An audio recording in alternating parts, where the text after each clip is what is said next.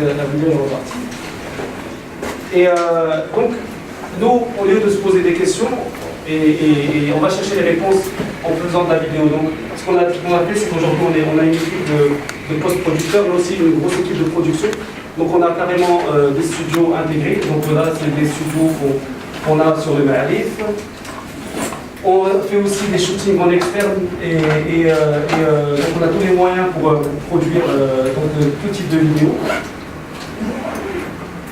Et on a un autre endroit, ça c'est nos anciens locaux, mais qui vont devenir aujourd'hui le Mosquito Space. On est en train de transformer ça en studio. Donc on a aujourd'hui comme outil donc, la collecte de data, mais aussi la production. Et c'est ce qui fait de Mosquito un acteur assez unique dans le sens où les clients qu'on accompagne, vous les verrez après, on leur fournit donc la partie réflexion, data et aussi production et distribution.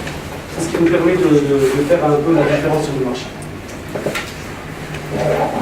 Alors, cette data qu'on rassemble, on a décidé de partir plus loin parce que juste le fait d'avoir des taux d'engagement ou de savoir combien de vues à générer une vidéo n'est pas important pour nous. On a développé un département psychologique. On travaille avec des psychologues pour comprendre ce qui se passe dans la tête des gens quand ils voient une vidéo, quand ils lisent un article ou quand ils voient une image.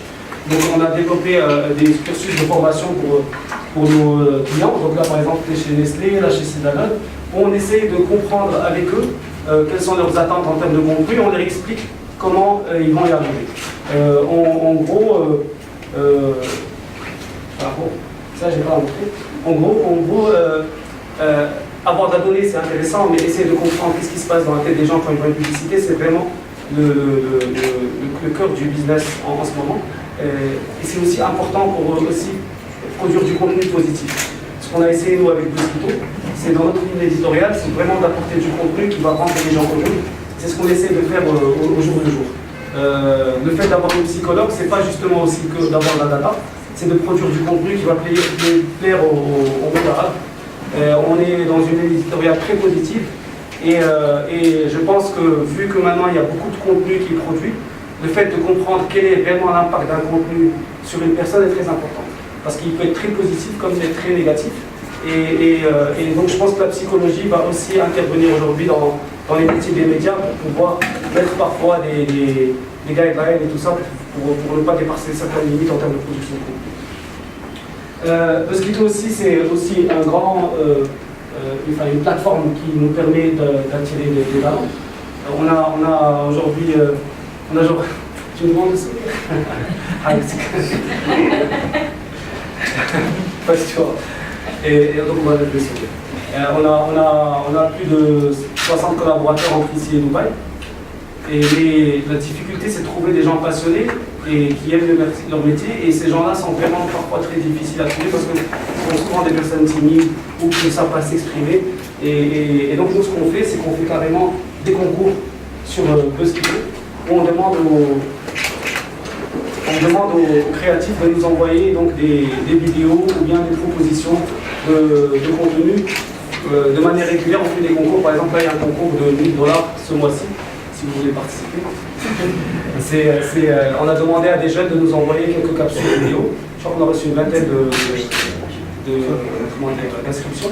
Et ça nous permet, nous, de voir quels sont les gens les plus intéressants pour pouvoir soit les référencer en finance, soit carrément les embaucher. Et ça, moi j'aime beaucoup cet aspect-là de Mosquito parce que ça nous permet aussi de démocratiser l'accès à la création de contenu pour le terme de marque, pour les marques. Aujourd'hui, un créatif qui est à Agadir, ou un créatif qui est à Sefra, ou un créatif qui est à Tanger, n'a pas l'occasion de travailler avec une marque qui est basée à Casablanca.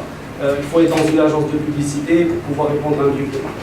Nous, ce qu'on fait régulièrement, c'est qu'on fait des briefs sur Mosquito et on reçoit donc des réponses de personnes qui nous demandent de travailler avec.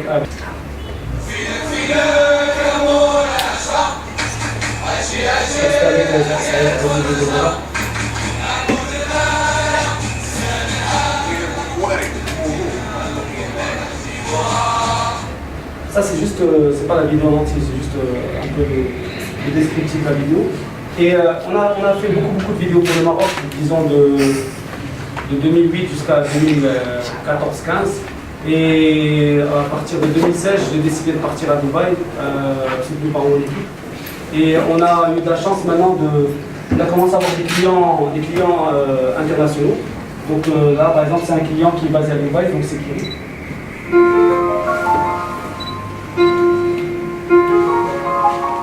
بتمنى انه يكون بحياتها لما هي تحقق احلامها.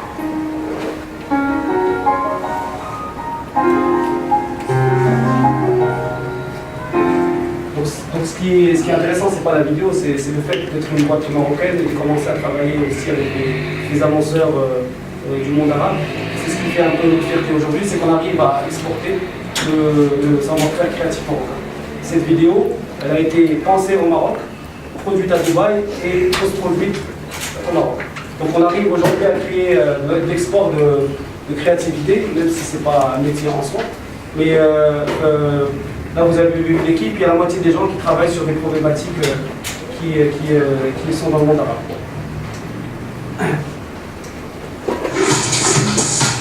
ده بسيجي كنت كل شيء. خلص هاي بيبسي وهي كولا.